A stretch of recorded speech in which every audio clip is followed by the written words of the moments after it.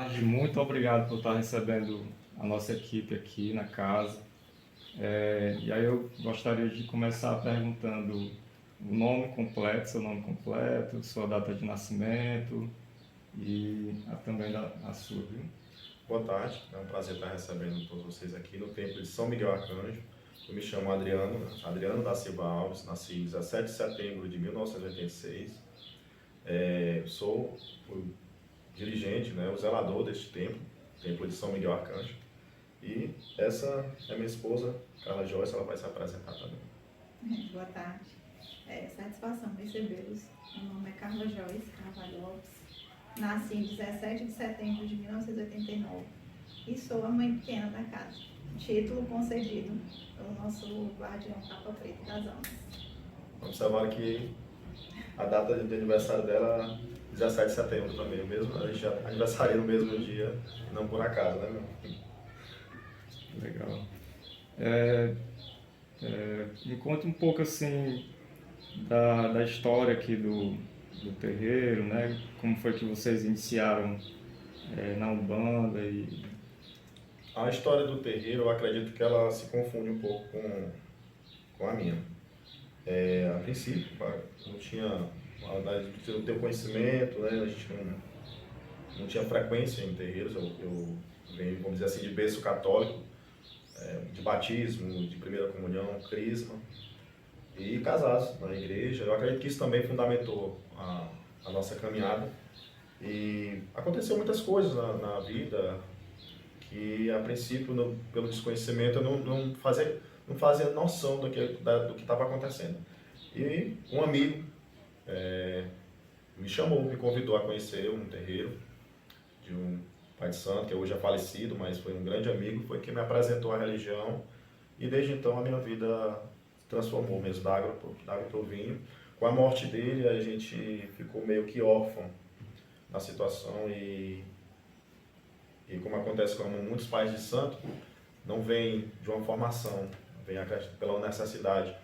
E aqui no Piracuruca existem muitas tendas, mas ainda hoje existe um certo isolamento. E com a cara e a coragem, acredito que com muito mais fé da parte dela, a gente resolveu, procurar uma amiga que também atendia, fazer alguns atendimentos espirituais na sua residência. E ali eu fui enveredando por aquela instância, aquele caminho.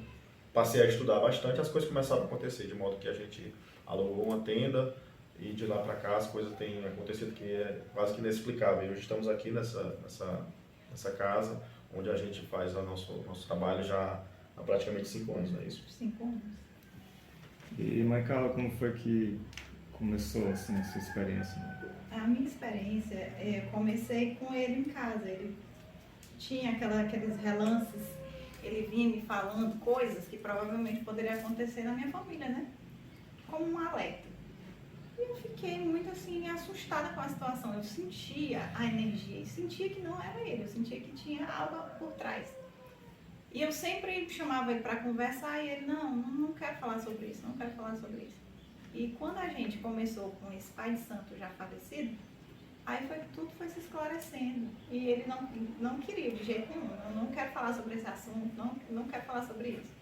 E a gente foi indo, e com a morte do pai de santo, só complementando o que ele já falou, a gente viu uma necessidade maior, porque pessoas estavam aparecendo, precisando da ajuda, a gente ajudava através dele e dos guias, que nos acompanham, e aquilo estava dando certo, eu estava sentindo que aquilo era o caminho mais correto, apesar de muita gente dizer, deixa isso de mão, deixa isso... Sempre tem uma pessoa ou outra para colocar assim, uma ideia negativa. E eu sentindo que estava tudo dando certo, depois que isso começou a acontecer, da gente ajudar as pessoas, coisas na nossa vida também começou a melhorar. E eu senti que esse era o caminho. Aí a gente foi indo, foi se aprofundando, foi escolhendo espaços maiores, Tivemos muita dificuldade com relação a espaço, com relação a coisas internas, mas a gente está seguindo nessa caminhada e vamos fé em Deus até o fim. Você falou nesse pai de santo, quem era ele? Esse pai de santo, ele é da cidade vizinha, de Parnaíba. e veio para cá, ele trabalhava em um parque de diversões. E aí, então ele fundamentou a casa dele aqui, uma casinha lá, no bairro 3 de Agosto, também ele começou a atender. Né? E uma pessoa jovem, tinha em torno de 34 anos, né? Isso. E ele foi acometido pela Covid, infelizmente não se cuidou a tempo e acabou falecendo. Não vou citar o nome dele aqui porque tem uma autorização, né? A mãe dele é uma pessoa, se tornou uma amiga pessoal, mas a gente tem uma certa distância agora, nunca mais tive contato com eles, mas assim, foi uma pessoa que me ajudou bastante, ajudou muitas pessoas aqui na cidade e foi através da confiança. Eu lembro muito bem que quando eu comecei a fazer, eu fiz um trabalho, foi feito um trabalho espiritual, né, quando ele viu a minha situação. E a partir daquele trabalho eu comecei a fazer, frequentava, eu até costumava falar assim, eu costumava entrar pela porta dos fundos para ninguém ver. Não tenho vergonha de falar isso hoje, porque eu tinha essa dificuldade de aceitar, tinha dificuldade de acreditar. Então eu precisei, como a questão da de São Tomé, precisei ver para crer, né? E foi vendo a coisa acontecendo através do trabalho dele, através das experiências que ele me repassou. E ele sempre falava, meu filho, você vai trabalhar, meu filho, você vai ter que cuidar de pessoas. Isso ele em vida ainda. Eu lembro que um guia pediu uma imagem, né? E eu mandei fazer aquela imagem de argila. E a intenção era levar para lá, que era o local onde tinha os atendimentos. E aos poucos eu fui perdendo aquele medo e tendo mais curiosidade. E além da necessidade, é claro. E eu passei a frequentar pela porta da frente. Aí eu fui convidado ao batismo uma vez, 2 vezes. Eu lembro que eu levei a imagem para lá para ser cruzada, que a gente fala assim, né? Aí ele disse, essa imagem não é para cá. Eu fiquei sem entender. Oxi, eu estou aqui, eu quero aqui, eu estou frequentando aqui. Em resumo, em pouco tempo ele faleceu, aquela imagem voltou, veio realmente para um outro lugar, né? O tempo que hoje a gente serve. E ficou a experiência. Antes dele falecer, eu aceitei, né, a ser iniciado na religião. E a partir dali, muitos outros médicos já passaram aqui pela essa tenda, foram iniciados aqui, e a gente segue com o trabalho. Costumo dizer que o trabalho iniciou lá, né? Na tenda de São Jorge, né? E quem são os guias da casa? Aqui, como o nosso corpo mediúnico tem em torno de uns 20 médios, né, assíduos, né? De 15 a 20 médios mais assíduos. Então, são várias entidades que trabalham aqui, né? Exus, Pombagiras, como também entidades Preto Velho e Caboclo. Vocês podem observar aqui o contexto do nosso terreiro, ele traz muito essa questão do sincretismo religioso. Tá? Vou começar pelo nome do templo, né? A gente, por uma questão de devoção pessoal, Templo de São Miguel Arcanjo. Não é vamos dizer assim, o arcanjo que é cultuado tem várias culturas, ele não aparece somente no cristianismo, mas várias outras culturas. E na Umbanda também a gente cultua bastante essa figura de São Miguel Arcanjo, que tem que deu o nome, né, para o nosso terreiro. Temos também a questão da linha de esquerda, com Exu e Pombagira. Aqui temos o Exu Capa Preta das Almas, que é o nosso frenteiro, né, juntamente com a Pombagira Maria Quitéria da Calunga. E temos Preto Velho, como o seu Negro Gesso, que sempre aparece quando faz uma visita aqui maravilhosa, como o Caboclo Tupinambá também, entre outros. Então, assim, mais um frenteiro do terreiro, o seu Capa Preta das Almas. E quem são as pessoas que fazem parte do terreiro? Aqui, né? Quantas pessoas são? Sim, como eu falei, em torno de 15 a 20 médios, né? Temos essa frequência aqui. São pessoas, em sua maioria aqui da cidade, outras pessoas também vêm de fora, às vezes vindo da cidades vizinhas, como também vêm de algumas localidades aqui do interior próximo. Mas a maioria dos nossos médios é aqui, do Templo de São Miguel. E a maioria, digo assim, que praticamente iniciou com a gente. Confiou no nosso trabalho, o trabalho aqui das entidades, e estão até hoje. Então é um corpo físico, assim, vamos dizer assim, fixo. Né? Esses médios já estão com a gente um bom tempo, mas a gente é frequentado aqui por vários consulentes, algumas pessoas que vêm de outros terreiros, outros que vêm também conhecer. Então temos sempre assim, uma frequência bastante agradável aqui. E eles vieram em forma de um pedido de ajuda também, né? Eles começaram com consultas e como eles foram ajudados, eles podem até confirmar isso, eles ficaram para poder ajudar outras pessoas. Como forma de gratidão, vou ficar, como eu fui ajudada, vou ficar para ajudar outras pessoas também. Isso é bastante interessante o que a mãe Carla está colocando, que a gente observa, é uma questão que parece que quase como uma regra nas religiões de matriz de terreiro. A maioria das pessoas que fazem parte das correntes mediúnicas, primeiro, eles não conhecem do que está acontecendo, você não conhece né, que tipo de média de idade está afetando, né? No início parece que está afetando. Como falou Allan Kardec, todo mundo é médico. Eu acredito muito nessa questão. Todo mundo traz um pouco de média de idade. O terreiro ele vem para dar aquela fundamentação e desenvolver aquilo que você já nasceu, né? Há quem diga que é um dom, há quem diga que é uma missão. Eu prefiro ficar no liame disso aí. Tem que ser uma aceitação. Então você tem que se conhecer primeiro. E os médios que passaram a frequentar aqui vieram realmente às vezes por uma questão de necessidade, alguns até por curiosidade, né? Como o próprio guia fala, que quem procura o terreiro do Templo de São Miguel Arcanjo vem de duas formas, né? Por necessidade ou por curiosidade. A ideia é o quê? De todas as formas, né, aquele que veio por necessidade vai sair com a certeza de que foi ajudado. E quem veio por curiosidade, muitas vezes ele sai também com a certeza de que precisa de ajuda de alguma forma. Nem que seja para se conhecer, né, o autoconhecimento. E a espiritualidade, ela vem isso, ela é visceral, ela vem para te demonstrar, colocar um espelho diante da sua face e dizer isso é isso que você é isso que você precisa ser, esse é o caminho. E os médios eles passaram a entender isso, através também da própria espiritualidade que acompanha cada um. E hoje eles estão aqui nos servindo, porque outro tempo atrás eles foram servindo. E para a gente é muito prazeroso no sentido de que quando você ajuda de forma, como acabei falando aqui, que quando vem de dentro, é uma satisfação que somente quem cultua a espiritualidade pode compreender. Eu vou ficar revezando, né? Fique à vontade. Mônica, como é que funcionam as celebrações aqui, as festas? Existe um calendário? Na verdade, a gente agenda, né? Eu digo a gente, eu e o nosso Pai de Santo, a gente agenda previamente por conta do nosso trabalho mesmo aqui na nossa cidade. A gente agenda e vai programando. Quando o guia está em terra, geralmente ele programa alguma gira, vocês precisam fazer esse ritual, às vezes para nos alinhar, né? E isso não é no calendário, é agendado semanalmente. Ou tem algum guia que vem e diz tal dia, tal hora, nós vamos fazer uma gira tal. Nós não temos assim uma agenda programada. Mas tem uma festa que vocês fazem todo ano, como é que funciona? Temos. Além das festas, e como a gente também cultua, né, orixás, aí a gente procura entender conforme a data, né, que varia de terreiro para terreiro, quando vão comemorar o dia para Oxós, né, uma oferenda voltada para Xangô, para Yansan. Então, mas a gente procura alinhar justamente com essas datas, né? Então, assim, mensalmente, às vezes a gente traz aqui algumas oferendas, a gente prepara todo o corpo mediúnico através, né, do preceito, através de banhos, enfim, oferendas, a gente se reúne e faz as nossas oferendas para aquele determinado orixá. Temos a festa principal, que é a festa de fundação, que é 29 de setembro, que é o dia também que comemoramos o dia do santo, que é o dia de São Miguel Arcanjo. Mas também temos festas que todo ano acontece, uma festa para Exu, festa para Erê.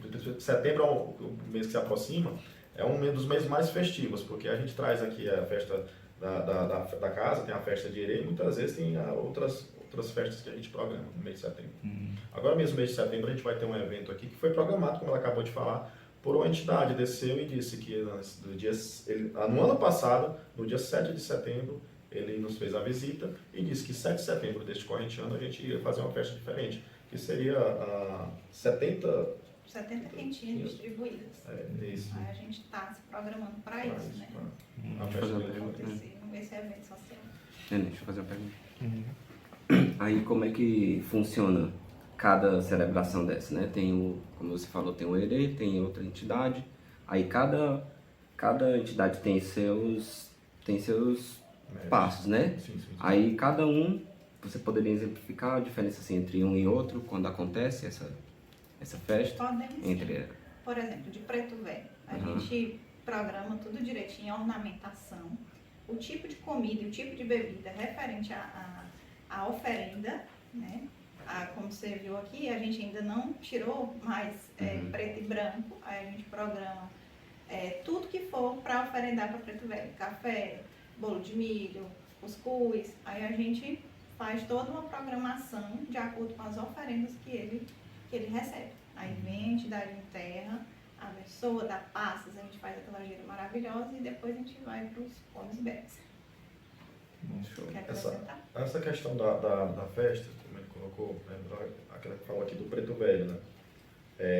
Tem, assim, a princípio a gente vê a festa, mas é como se fosse, vamos dizer assim, uma cortina de fumaça. Tem sim todo o simbolismo que envolve essa questão da oferenda. Nós acreditamos muito na força das energias de todo elemento material. Mas a ideia principal é justamente prestar caridade. Numa festa de Preto Velho, a casa lota. E a maioria das pessoas são pessoas já de idade e crianças. Porque a entidade Preto Velho, ele vem para dar o conselho, ele vem para fazer a oração, rezar, tirar o quebranto, uma olhada. E as pessoas, a gente vive aqui numa comunidade que ainda acredita muito nessa força espiritual, né? Da cura, do processo de cura. Então, o Preto Velho, ele vem para esse tipo de trabalho. Tem toda uma festa, a gente organiza, claro, a gente quer uma coisa bem organizada, né? E traz o bolo, como ela falou, traz o café, porque esse é a referência da entidade. Mas ele vem ao trabalho. Aí, ao final, ele consagra toda aquela comida, a gente faz aqui a partilha entre os médios, para os nossos convidados, e fica uma coisa bem legal. E só para acrescentar, com relação às orações de Preto Velho, já houve curas físicas que a entidade faz em terra, e teve a comadre, que ela tinha um cisto, né? Aí ele rezava, sempre que ele vinha no ritual ele rezava, e misteriosamente aquele cisto sumiu da mão dela. Como muitas coisas, gente. Muitas outras coisas, principalmente em criança, né? Se você me permitir mais um exemplo. A criança nasceu com a língua colada, não falava. E o médico já disse que ela iria fazer uma cirurgia.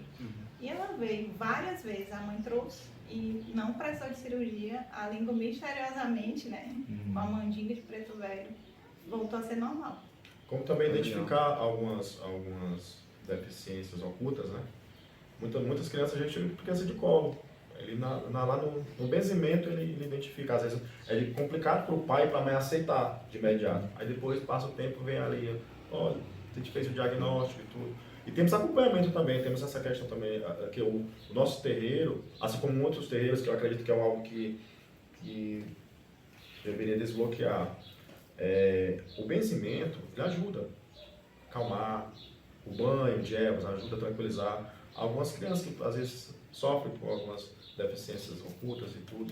Nós poderíamos citar até a questão do espectro autismo. Já temos casos aqui no templo, assim como também a gente observa e estuda, que o banho às vezes pode aliviar uma tensão, o benzimento também. Então a gente já atendeu aqui um dia uma criança que estava muito, mas muito malzinha mesmo aqui. E ela entrou pela porta, ela não queria nem entrar, mas também por fim ela acalmou, se tranquilizou. E isso ao som do batuque. Né, para quem tem sensibilidade, não é? Aí, como é que funciona a festa mesmo? Assim, aí você falou que aí tem os tambores, né? Tem a gira. Explique para nós assim como é que funciona. Para quem nunca veio num terreiro, né?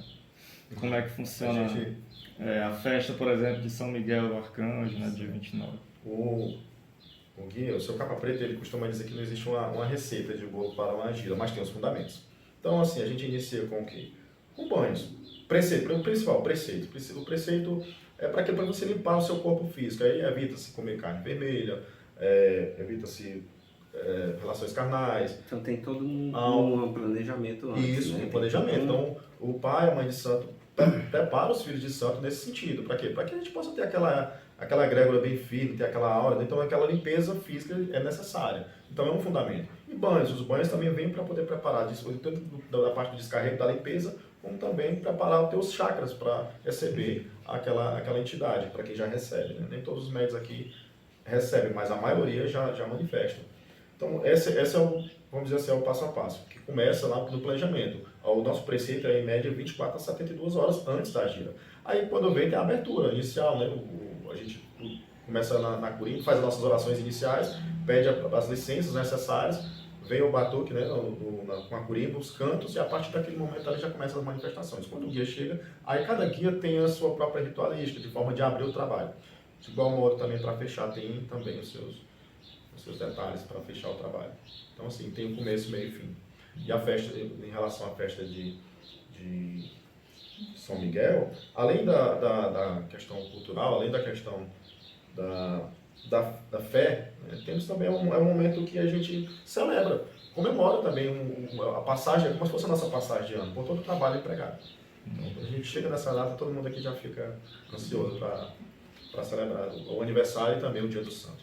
Assim funciona em outros terreiros. Como eu falei, não é receita de bolo, cada terreiro tem a sua própria doutrina, mas tem os fundamentos que esses não se afastam. Embora a gente não tenha uma Bíblia escrita, mas a gente vê que, em essência, que os terreiros eles comungam assim, da mesma ideia, quando se trata, né, de fundamentos. Se tem alguma pergunta? Eu tô com outra. Eu queria perguntar agora para a mãe Carla sobre qual a importância do terreiro de São Miguel Arcanjo para Piracuruca, né, para a história aqui, para a comunidade, né? Como a gente já falou anteriormente, a gente vive meio que isolado, né?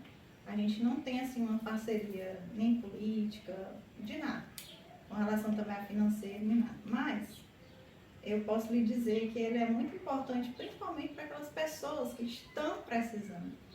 Eu não posso dizer de uma forma geral, porque a gente nem ouve assim o que as pessoas comentam. Mas a gente ouve muitas pessoas falando, olha, eu fui no Templo de São Miguel, ou eu vim porque eu fui indicado por fulano que foi e foi ajudado. Então eu acredito que para essas pessoas que estão precisando e procurando ajuda, e sai dizendo que foram realmente ajudados, eu acho que ele é grandioso. E como é que é a relação do terreiro com a cidade em si? Porque Piracuruca, né, tá conhecido como uma cidade muito católica, e a gente vê, por exemplo, terreiros de Umbanda que são mais isolados, mas vocês estão numa área bem mais urbana, né? Sim. Como é que é essa... Mas eu sempre coloco as palavras do meu mestre, do seu Capa Preta, porque essa ideia é basicamente dele, tirar a Umbanda dos porões. Essa expressão. Ele usava bastante. Porque no terreiro que eu frequentava, como eu falei, eu entrava pela porta dos fundos, é uma forma alegórica que está falando, mas assim, eu procurava, eu tinha um receio das pessoas não me virem ali. Principalmente quando eu chegava, eu estava fazendo um trabalho, dava aquela vontade, eu passava lá perto e aproveitava aquele instante. Existia um certo receio de como ele poderia ser cobrado ou taxado, questão do preconceito. Isso é inevitável a gente deixar, né, a gente tem que falar.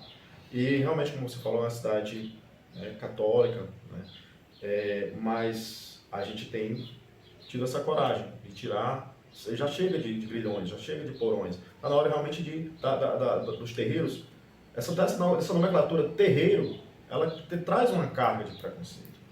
Embora a gente queira manter a nossa identidade, mas a gente precisa também ter voz, ter vez, como ela acabou de falar, a gente não tem um apoio do poder político. O Templo de São Miguel tem 5 anos aqui.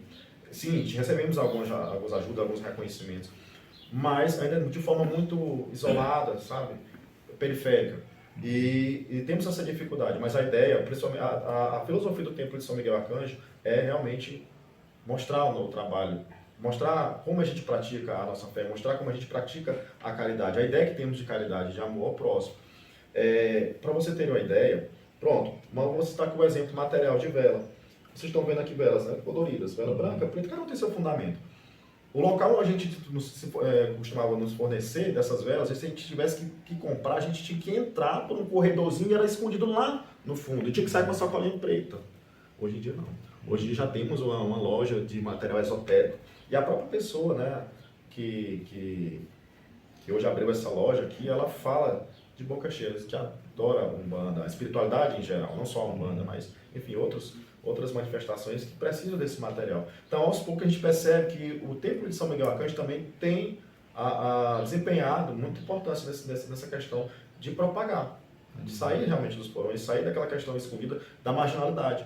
A nossa religião ela já foi muito perseguida. Sofremos muitos preconceitos, mas acreditamos sim, que em breve a gente vai ter mais voz. Como agora, por exemplo, é uma oportunidade que a gente está tendo aqui, a gente está tendo voz. Deixa eu fazer uma pergunta.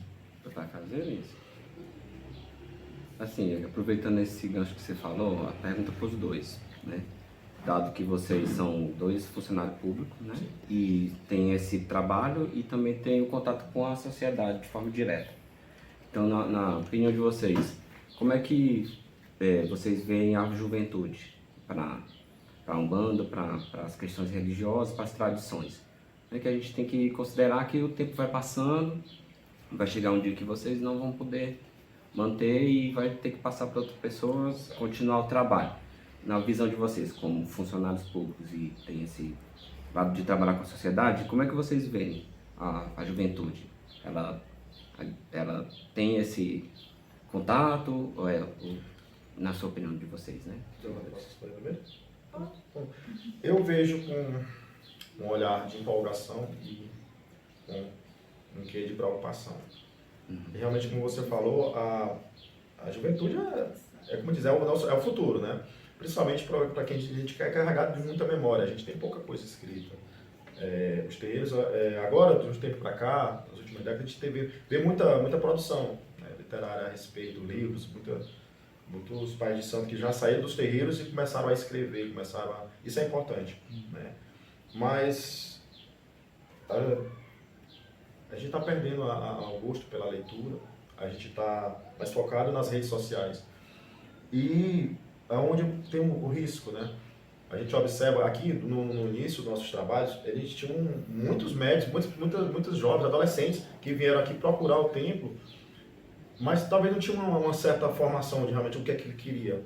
Então, tal que a gente teve que adotar. E aqui, o menor, ele só se via acompanhado dos pais, se tiver autorização. Porque às vezes o trabalho se estende até tarde da noite e precisa ter um acompanhamento.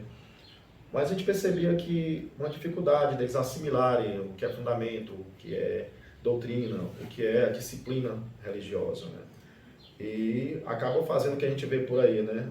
Que costumam falar, as expressões. Caridade não. Enfim, eu estou fazendo muita coisa fora da doutrina. E está se perdendo, porque os terreiros, eles precisam manter, eles precisam de preservar a sua identidade. E como é que a gente vai preservar a nossa identidade? Através da posteridade, da juventude, né? Então a gente procura passar para os mais jovens a importância da nossa ancestralidade. A gente trabalha com ancestralidade, não de uma umbanda do amanhã, entendeu? Como se ela tivesse... começa pelo próprio fundamento da umbanda.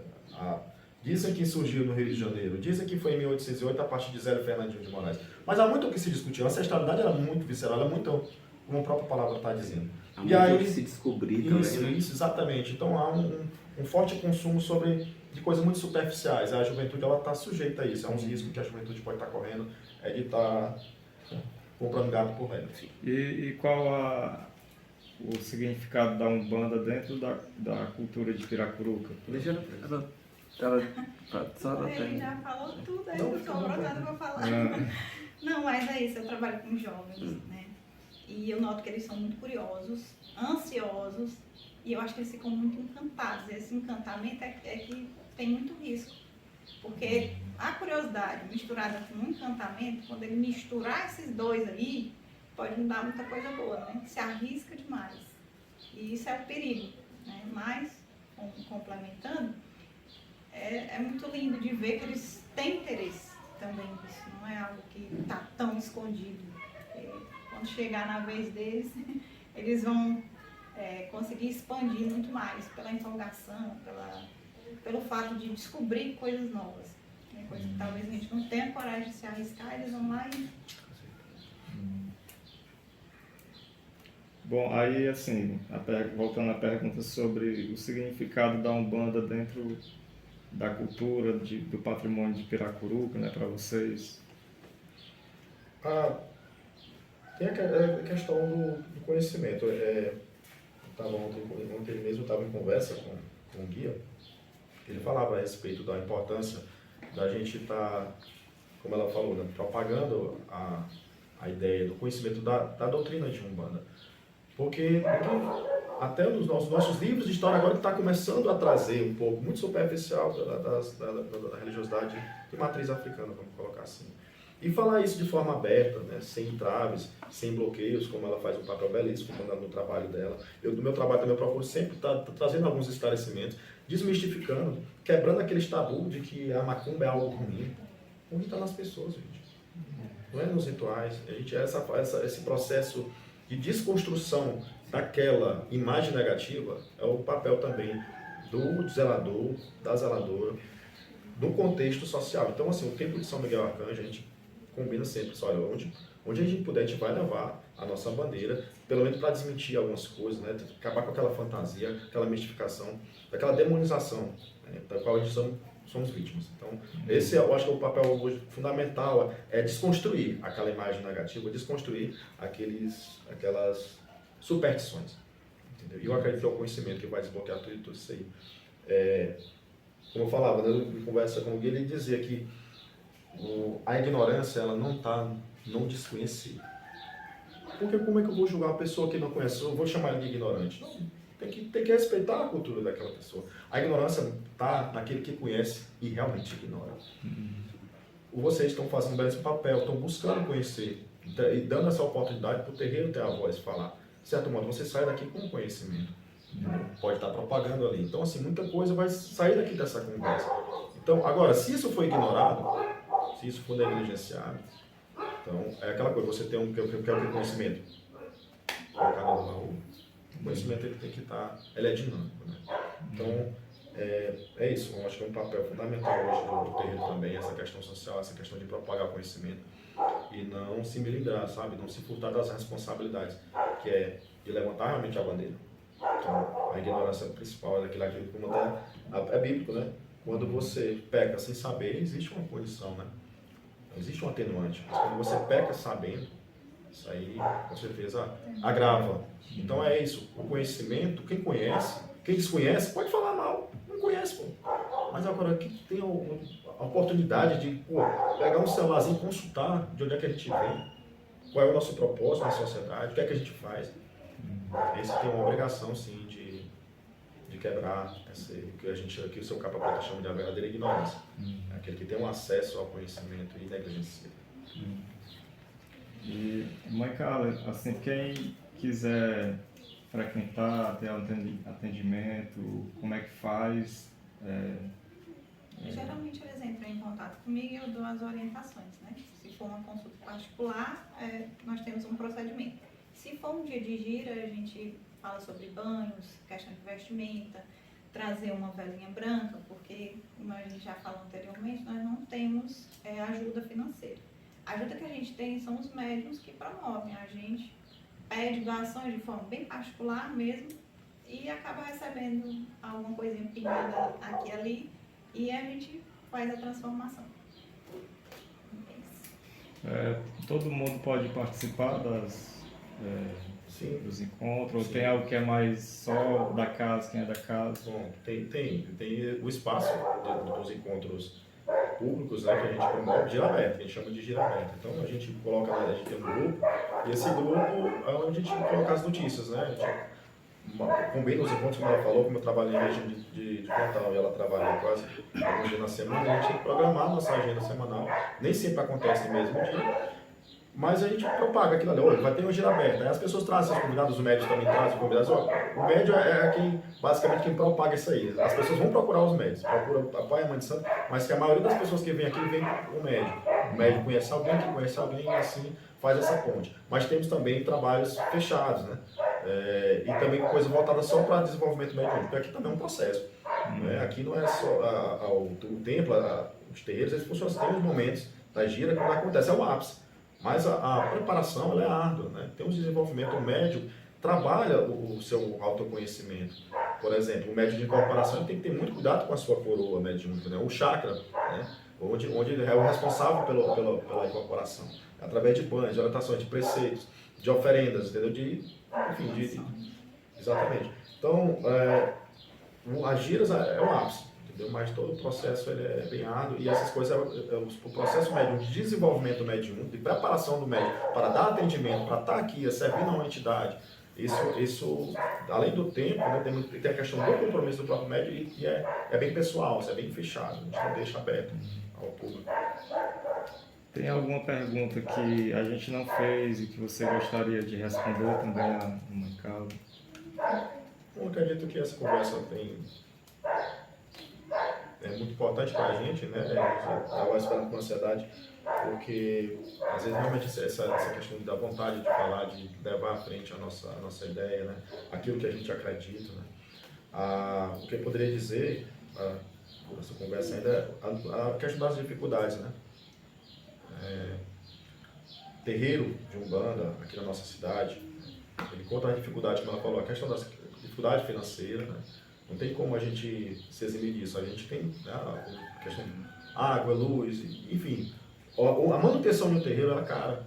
Questão de materiais de trabalho, velas, enfim, tudo isso custa. Aí a gente tem uma ajuda graças ao Pai, aos nossos médicos que se esforçam, entendeu? Alguns trabalhos que a gente promove aqui, a gente faz algumas arrecadações e a gente vai promovendo isso aqui. Lembro que a gente estava num ambiente alugado, pequeno, gente, pequeno, e a casa lotava, a gente não tinha nem onde colocar as pessoas. E um dia eu falava assim, olha, vocês vão para um lugar bem maior do que esse aqui. Daí ele falava, aquilo me custava acreditar, não tem que ser sincero. Ela sempre disse, não vai dar certo, mas sabe, enfim. Aí por um belo dia pediram a casa, né? Aí o cara deu 30 dias para mim sair da casa, e aquilo eu fiquei empurrando com a barriga, vou para onde? Quando foi no último dia para entregar a casa, eu não tinha para onde ir. Eu tive, eu vou levar as coisas lá para casa, vou fazer na minha casa mesmo, minha residência, e um quartinho lá e vamos atender, cara. Vamos deixar de ajudar as pessoas, não. Mas aí aconteceu, e aí quando chegou aqui era só aquela casinha pequena ali e tal, e em pouco tempo a gente conseguiu, com a ajuda dos médicos, trabalhando aqui, mas esse pessoal que está aqui, trabalhando de madrugada, vendendo quentinho, vendendo armadinho, a gente conseguiu, com alguns apoios, construir, né? Demos início aqui à nossa construção, a ampliação do nosso tempo, para dar continuidade ao nosso trabalho. Então, tem essa questão da dificuldade financeira, tem essa questão da dificuldade também das resistências, enfrentamos muita resistência. A gente vive aqui num ambiente que nossos irmãos são evangélicos, eles custam caro para eles nos aceitar, mas, enfim, a gente está tranquilo, eles não nos cobram, né? A gente cobra deles, a gente, pelo contrário, a gente ajudou bastante. Mas a gente percebe essa resistência, a gente enfrenta o preconceito. Talvez a gente não enfrente tanto o preconceito porque é difícil manifestar um preconceito para um policial. Acredita a pessoa. Então, assim, eu não posso dizer que estou livre disso, né?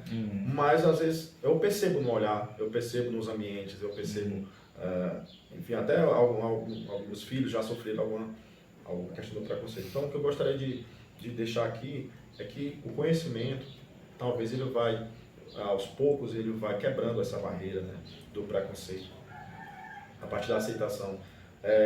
E as questões das ajudas, também com o trabalho, com o reconhecimento, elas vão vir de forma natural. Então, essa seria talvez uma das coisas que nós não falamos, mas que enfrentamos. É difícil ser de terreiro, não é fácil, mas, como ela falou, ajudar é gratificante e a gente, graças a Deus, a gente tem o nosso ramo de vida, estamos aqui por amor, estamos aqui pela caridade e por acreditar nesse pessoal que nos acompanha, que não tem, se fosse talvez um livro de 1000 páginas, seria insuficiente ainda para falar o que já vivemos nesses 5 anos. Era isso que eu ia dizer, se tivesse tempo e espaço, eu iria contar detalhadamente todo o trabalho que é feito, não para vangloriar e achar que a gente é melhor que os outros, mas é por orgulho. E ver que aquela sementinha que a gente plantou está germinando, está dando certo. Pode até demorar a crescer, mas a gente vai conseguir propagar e apagar da mente das pessoas que a Umbanda é uma coisa ruim. Sempre eu digo isso para meus alunos, sempre quando eu digo, professora, como funciona? Aí é uma aula, todinha falando da Umbanda. E eu falei especificamente do Templo de São Miguel, que é onde eu sirvo. Eu não vou falar de outro lugar, vou falar sempre daqui, sempre com muito orgulho. E aí, Luiz? Tranquilo? Dentro do calendário de festa da cidade, né, a gente tem essas celebrações aí que está tendo agora, da Nossa Senhora do Carmo, que é uma festa grande e tal, né? Vocês acham que seria uma coisa impensável a Umbanda fazer parte desse calendário também, um dia na cidade, ser conhecido como a cidade da Umbanda? É um sonho, mas aí vai naquela questão do isolamento, né? Talvez, como eu falei, aqui tem muitas manifestações, muitos terreiros que a gente, mais um contato, talvez a unidade na união para pensar isso, mas é um sonho. A gente tem esse projeto de ter também no calendário, assim como nossos irmãos evangélicos e irmãos católicos têm no calendário essa data, principalmente o mês de julho aqui. E quase todo mês tem um festejo aqui na cidade, né? Por conta do poste católico que existe aqui. Mas eu acredito que a dificuldade está em nós mesmos. Talvez as manifestações de resistência mais flagrantes são de pessoas que se dizem de terreiro. Isso me deixa um pouco triste, né? Porque a gente precisa de mais organização, a gente precisa discutir projetos, a gente precisa... a gente está correndo um problema aqui que abre-se um terreiro, uma semana, a outra já está fechado. Parece que o pessoal pensa, não sei o que é que estão achando, mas é um risco que a gente corre. E uma deficiência que temos é justamente por conta disso. Aqui na cidade vizinha, Piripiri, tem muitos terreiros, Parnaíba também, mas a gente não tem ainda uma aproximação ao que a gente busca. A gente busca e acredito que com o nosso trabalho de formiguinha aqui, a gente tem 5 anos de caminhada, mas como o seu Cabo falou, 50 anos que já temos de caminhada nesses 5 anos, porque é muito atendimento. Nossos registros aqui apontam para mais desde esses 5 anos, mais de 1.000 atendimentos. Isso é absurdo, assim, se fosse colocar mesmo assim, entendeu? Mas são 5 anos. São 5 anos de trabalho. E se eu tivesse os registros, porque aqui tudo tem uma folhinha que tinha registro, o nome das pessoas e tudo, vai catalogando. Justamente para não... Aquilo que ele falou ontem, né? É importante fazer história, não apenas memória. Entendeu? Isso é uma frase que ele colocou ontem. Porque às vezes a gente faz nossos eventos aqui, a gente não tira uma foto, uma coisa. Então isso a gente precisa desenvolver. Até no nosso terreiro aqui a gente estava discutindo isso. Essa questão da gente também ter a promoção do terreiro, né? Hoje a gente não vive mais sem a mídia social. E talvez a gente fica muito recluso aqui nos trabalhos internos e esquece também de aparecer. É necessário também. E sair dos porões significa isso também. Vocês usam mídias sociais? A gente tem um perfil no Instagram, mas a gente estava até ontem com essa questão. Assim, olha, teve a nossa festa aqui, não viu a foto lá, entendeu? Mas é porque aqui as nossas obrigações a gente costuma dividir, né? Cada um tem a sua função, cada pessoa tem aqui a sua função, mas talvez seja uma preocupação que a gente tem que colocar em prática, né? Tem que trazer justamente para... Isso também faz com que as coisas se aproximem, né? Vocês estão aqui porque eu ouvi falar, né? Mas, além do ouvir falar, é preciso ver. E as mídias sociais desempenham bastante esse papel. Talvez nesse ponto a gente também esteja pecando. Então o inventário vai ser o primeiro registro, assim, de uma entrevista de vocês, de fotos e vídeos, assim. A gente tem algumas coisas, mas realmente oficial posso dizer que... Já teve alguma pesquisa de aluno de TCC? Não, ainda não. Isso é a primeira. Isso é bom. E é isso, eu estou muito satisfeito. Luiz, você quer ainda fazer alguma pergunta? Só agradecer muito, né? E para nós é uma honra estar conhecendo a trajetória de vocês aqui da casa. E não é a primeira e última vez que a gente vai voltar, né? A gente espera que... Porque é um lugar que a gente sempre gosta de estar. Eu acho que esse trabalho que a gente vai entregar, ele vai frustrar muitas expectativas, porque a gente quer mostrar uma outra Piracuruca, né? E nossa intenção desde o início foi essa, tirar um pouco o foco do centro histórico, daquela ideia católica, né? Até a narrativa da história começa com a opressão aos índios, né? Que os índios selvagens, e a gente sabe que os índios não eram selvagens, isso é só uma narrativa do colonizador, né? Sim. E aí a gente está atrás dessas narrativas, e a de vocês, assim, é importantíssimo, né? Para esse trabalho, para Piracuruca, e a gente quer mostrar isso, né? A Umbanda, pelo seu sincretismo religioso, ela é um resgate vivo dessa memória. Se a gente observar até pela forma da espiritualidade, a gente une com a entidade católica, como São Miguel Arcanjo, como eu falei, não coloca no católico porque ele está em várias culturas, né? Mas tem aqui a representação simbólica do índio. O caboclo dentro do terreiro desempenha um trabalho fundamental. É a força, é a vitalidade, é a sabedoria.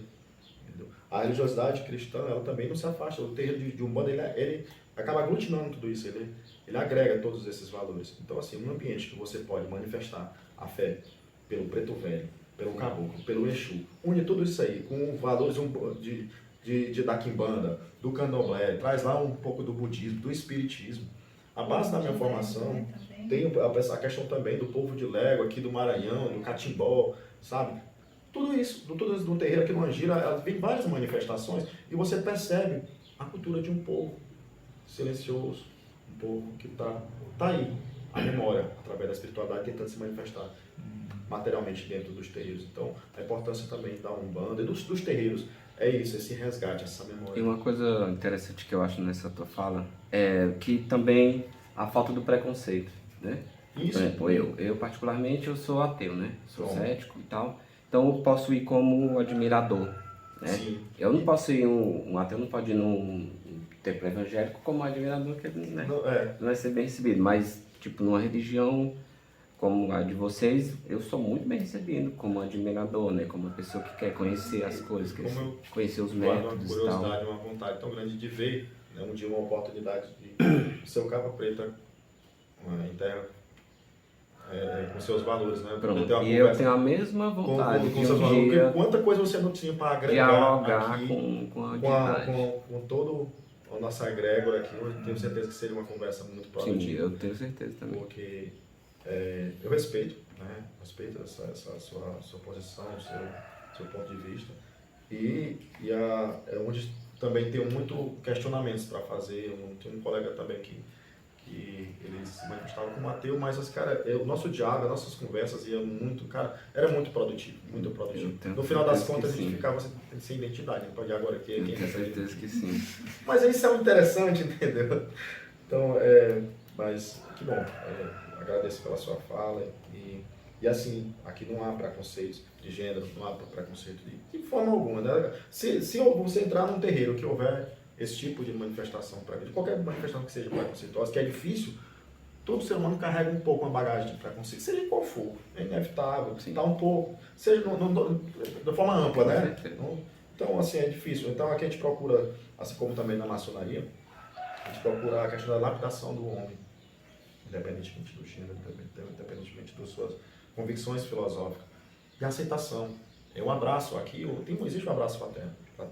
Então, no início aqui, a gente trabalhou com um casal, né, de rapazes, eles tinham muita dificuldade até de se aceitarem, e foi com o seu capa preta.